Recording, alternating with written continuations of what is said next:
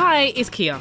Financial abuse is a phrase that is becoming more and more widely used in modern society, partly thanks to high-profile cases such as Britney Spears' controversial conservatorship, where her family were in control of her earnings for many years. So it's a particularly important topic this week: how to recognise different forms of economic abuse and what you can do to help friends or family who might be experiencing this.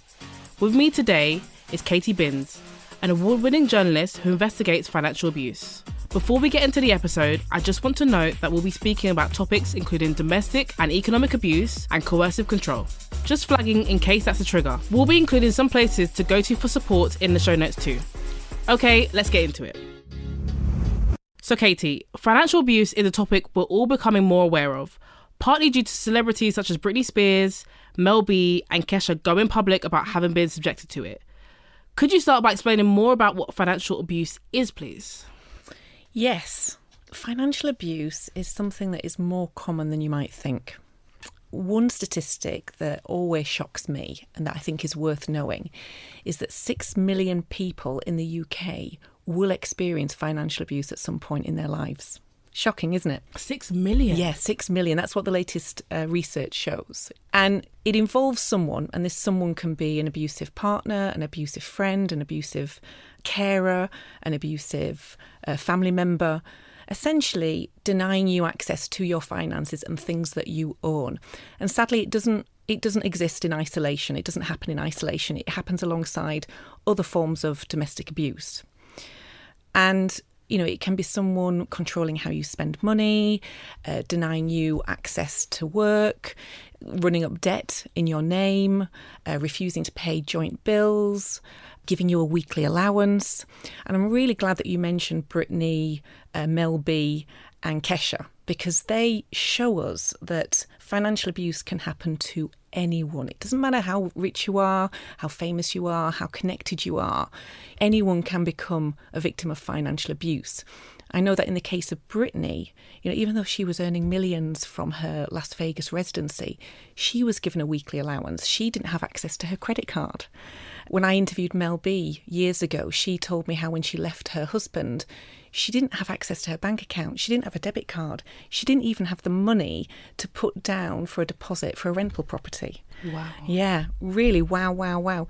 And, you know, in the case of Kesha, there's allegations of her being forced to work against her will with an abusive music executive. So 3 different women, 3 different situations, but they all really hammer the point that anyone can be a victim of financial abuse. I think, like you said, when you see it not just from, you know, a normal person's perspective, but from a celebrity's, it really just does show, like I said, how prevalent it is and that it can happen to absolutely anyone. And, you know, the amount of power you have doesn't exclude you from that happening Doesn't to matter. you. Yeah. I think, wow, that's really powerful. So, Katie, what are the signs of economic abuse then? So economic abuse looks different in different situations, and actually it can be really difficult to identify. Every person I've ever interviewed about their experience of financial abuse always says to me, you know, it started so gradually.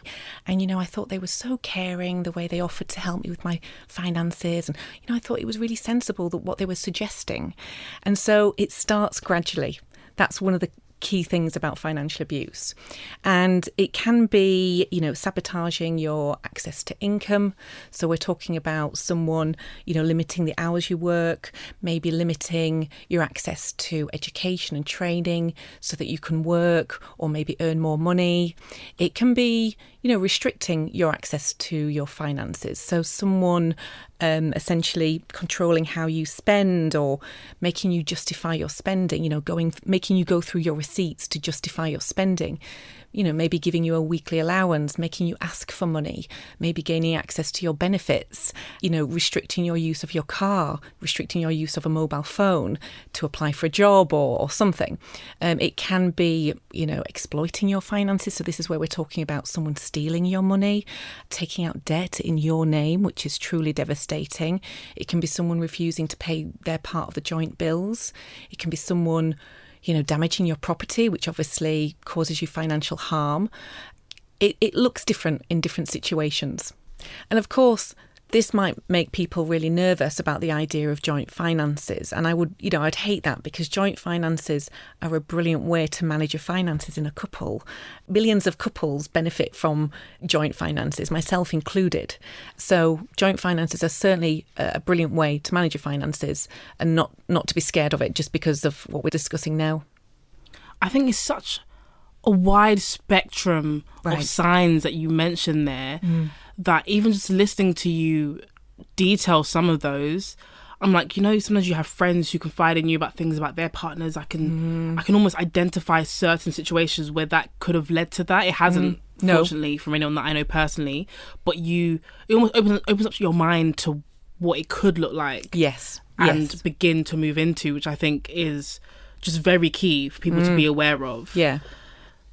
So we can see how devastating economic abuse can be for people, right? Like you said, we've read so many stories about people that it's happened to. So is it classified as a crime now then? So economic abuse is recognised by the law. Since 2021, it's included in the definition of domestic abuse in the Domestic Abuse Act. However, this doesn't make economic abuse a crime in its own right.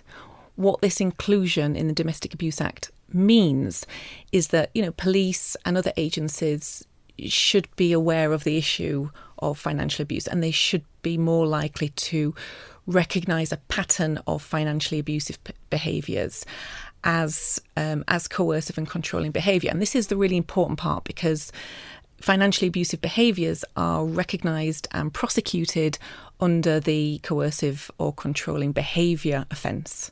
And people have been prosecuted and sentenced to prison for financially abusive behaviours under the Controlling or Coercive Behaviour Act. I think that's good to know that there is, that there is that out there. So if someone is experiencing that, you can pursue a legal route and see where that does take you. So I think it is good to know that that is there. How can we take action? So whether it's someone who is experiencing economic abuse themselves, or whether we know someone close to us that we believe is experiencing that themselves. There is help available. There are things that you can do. So if you are a victim, there is a hardship fund that you can apply to via the wonderful charity Women's Aid. I think you can apply for up to £500. Your bank may be able to help you. TSB, for example, has an emergency flee fund. HSBC has its safe spaces in all of its branches. Interestingly, your employer may be able to help you. Just a few days ago, I saw in the news that Kellogg's has put together an employee benefits package, essentially, for its employees who find themselves in domestic situations and that they want to help. So your employer might be able to help you. If you have, a joint current account with your partner and you want to deal with it, then you must speak to your bank about that. That's something you can do now. It used to be that to close a joint bank account down, you'd have to have the two parties put in writing that wish. Now, because of the Domestic Abuse Act, that rule has been eased. So if you need to kind of deal with a joint account, you must speak to your bank or building society. Another interesting one is the credit reference agencies, so Experian, TransUnion, they've set up a password system so that if your abuser tries to take out credit in your name, the password will stop them. And so that obviously that's a brilliant system to have in place. There's also the charity Surviving Economic Abuse, which is an excellent source of support for victims. They have a telephone support line. They have a survivors forum. If you are in that unfortunate position where you are watching a loved one who is in that position, what can you do? Well, there are things. It's about being there for them, telling them that you're concerned, telling them that, you're there for them, that help is available, some of the help that I've just mentioned, for example, and to keep checking in with them, because more often than not, it takes people time to make a decision or to act. I think, be careful what you say around their abuser and be careful what you put in messages, because their abuser might be reading them. That's another big one. Always have information about domestic abuse to hand, so that you're ready for them whenever they're ready. Obviously, it's a no-brainer. If you're in a position to help them, lend them money, offer them a spare room. And I think emotional support is a big one that you can offer. Delinking your finances from someone can be a lengthy process. So emotional support is a big one. That's some amazing advice that you've given there. And I think even hearing how much, building societies and banks and credit reference agencies are actually putting in place to help victims, I think is stuff that even I didn't know was there. But it's really good for people to know about, whether they're in that situation now or maybe they're not, but maybe that does happen later on down the line, just to know that you can do those things. And if you are someone who is observing that happen to a loved one, then everything that you mentioned there is just really key and crucial.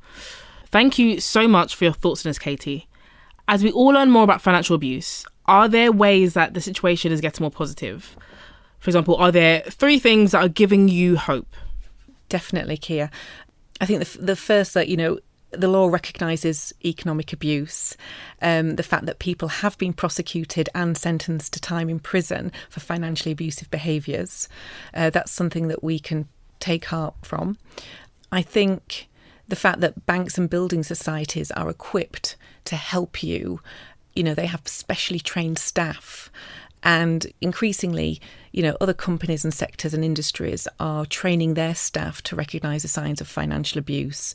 And I suppose, the most positive thing I've encountered over the last 5 years of writing about financial abuse is the charity Surviving Economic Abuse. They are a brilliant charity, and, they have campaigned and advocated and supported victim survivors for something like 6 or 7 years now. And, we can take heart from everything that they're doing. They're really changing things. Thank you so much, Katie, for coming on to the podcast to talk about this really important topic. I think it's something that isn't spoken about enough, but it's something that's very important. And you've shared so much insight and so much advice for people who are either in that situation or may have friends or family or loved ones who could potentially be in that, to know where to go for help and just have a better understanding of what people could be going through. Thank you to Katie for coming onto the podcast and for all of her work on this important issue. If you are affected by anything we've spoken about today, there are links in the description to relevant resources and charities who can help. If you enjoyed the episode, then you know the drill. Follow the podcast, tell all of your friends, and come back next week where I'll be talking about all things investing. See you then.